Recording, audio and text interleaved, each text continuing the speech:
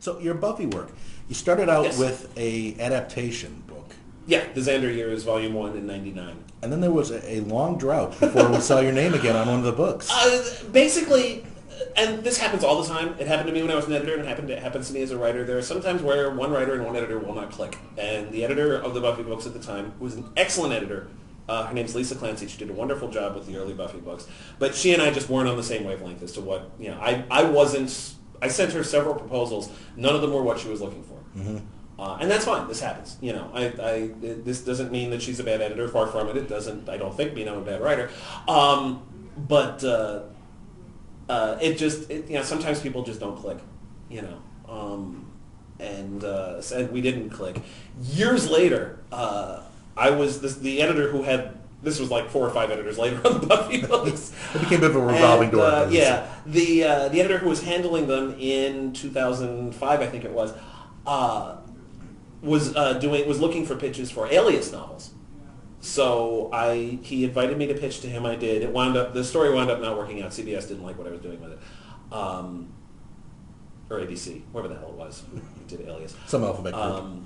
Yeah, it was ABC. Yeah, ABC didn't like the way it was going, and I wasn't able to revise it to their satisfaction. Again, this happens all the time. But that same editor said, I'm also looking for Buffy stuff. What have you got? And I threw out an idea that I originally got way back when Fool for Love first aired in 2000, which is the story of Nikki Wood. Although she wasn't named Nikki Wood at the time. That name came a couple years later in the 7th season. But from the instant we saw that character on screen, I wanted to know more about her. I was born and raised in New York City. I grew up in New York in the 1970s. The idea of a Slayer who, was basically Cleopatra Jones and Foxy Brown rolled into one quivering mass, who, worked in New York in the 70s, which is a great time to have a Slayer. I mean, the city was a mess in the 70s. It was on the brink of financial ruin. Mm-hmm. Crime was up.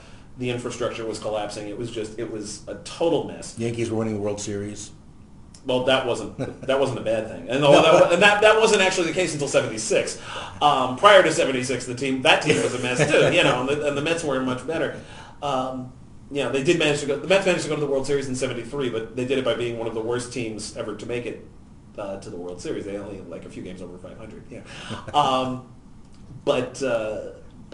and then the '77 was when the blackout happened, which was the same year that the Spike and Nikki had their fight, and I was just instantly curious about this character, and then the revelations we got about her in the 7th season just made me more curious. Mm-hmm. About her having a son and the rest of it. So I wanted to do her story. I basically wanted to do. I treated it. I think I described it to the editor as what Buffy would have been like if it had been created by Gordon Parks in the 70s instead of Joss Whedon in the 90s. The research I did for this book was very entertaining. It was a combination of digging through old newspapers from June and July of 1977. Which, just to remind myself of what was going on in the city, because I did grow up at the time, but I was 8 years old. So I don't remember. I remember the blackout distinctly. We were actually in Central Park watching a production at the Delacorte Theater, which is the outdoor theater in Central Park. We were watching a production of Three Penny Opera when the blackout hit in the middle of a song. And bless her heart, the woman kept singing to the end of the song, even though we couldn't hear her as well because the microphone stopped working. And as soon as the song was over, somebody came out and said that, the lights are out on the east side, lights are out on the west side, you people should go home. That'd be bizarre to be in the middle of Central Park and you're surrounded by this darkness all of a sudden. Yeah, it was weird.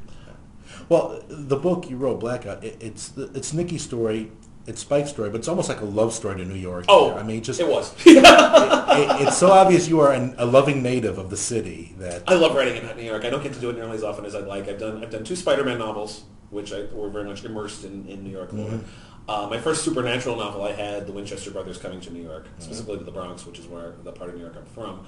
I did a CSI New York book last year also, where I got to work in a lot of local color things. A couple short stories I did. I did a Doctor Who story that took place in New York City as well.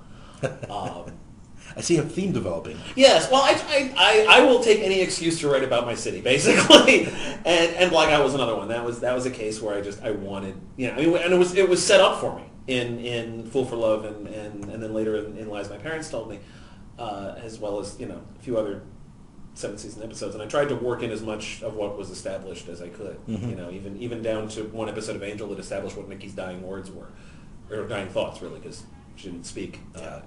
In the Fool for Love flashback. One thing that I thought was interesting, I was sitting watching, you know, as I'm writing the book, and I was just watching the fight on the subway that we saw in Fool for Love in detail because I wanted to be able to, and I realized there was absolutely no reason why Spike should have won that fight.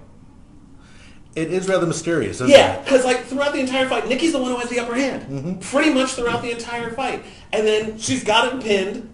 The lights go out, the lights come back on, and Spike's on top of her. And I'm like, how did that happen?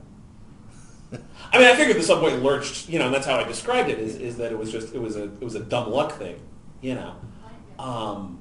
But you know, and I kind of like that because that at least gave us the idea that Nikki was actually good at what she did, and I was emphasizing that. You know, I specifically wanted to make references to all the past adventures she had.